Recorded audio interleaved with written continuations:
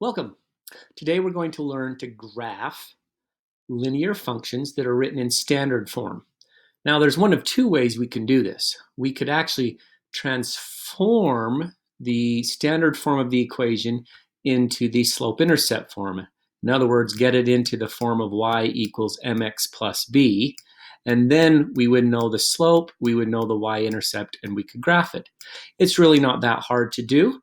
First thing I would do for this given equation is minus 3x, because what we want to do is we want to remove the term that has the x value over to the right side, because that's the side we want it on. So I'm going to minus 3x from both sides. Now don't accidentally minus 3 from 15. They're not like terms. That's going to leave and don't drop this minus sign. A lot of students drop that minus sign. It's going to leave a minus 5y equals a negative 3x, because I'm going to put the 3x term, that negative 3x, in front of the positive 15, so it'd be plus 15. Now we're almost into slope-intercept form. We didn't have, I love it when you guys can't talk. Sometimes I just can't talk. The next thing we need to do is divide by the negative 5 in order to get the y by itself. And again, we need to make sure we divide that whole side by negative 5. So the negative 5 cancels on the left, leaving just the y.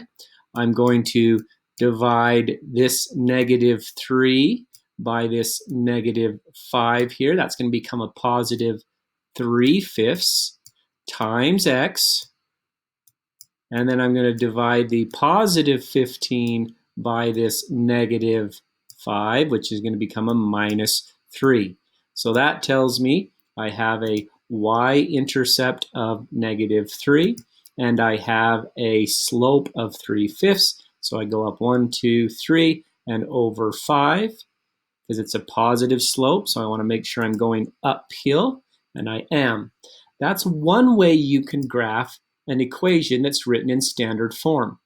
The other way is to do what we did in our last lesson, and that's to find the x and y intercepts. In other words, I think it's much easier just to plug a 0 in for x, find my corresponding y, and then I'm going to plug a 0 in for y and find my corresponding x. So again, if I make this x value right here 0, so I'm doing this point, that term goes away. That just becomes 0. 3 times 0 is 0.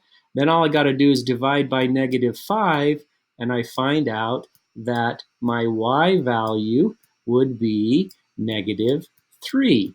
So I know I go through the point 0, negative 3, which, by the way, is this y-intercept right here. Then what I would do is I would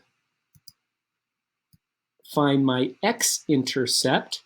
Finding my x-intercept, I'm going to make the y value now 0. So if I make the y value 0, this goes away. That just becomes 0.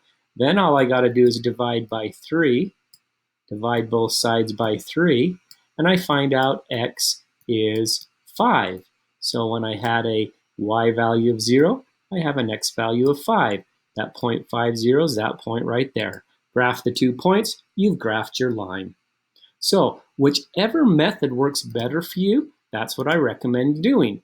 If you like to actually solve for y, by all means do so.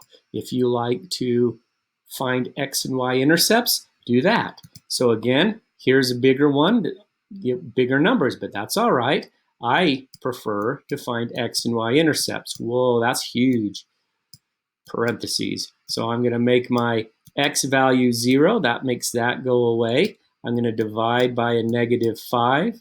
And guess what I get? When I divide 350 by negative 5, I get a y value of negative 70.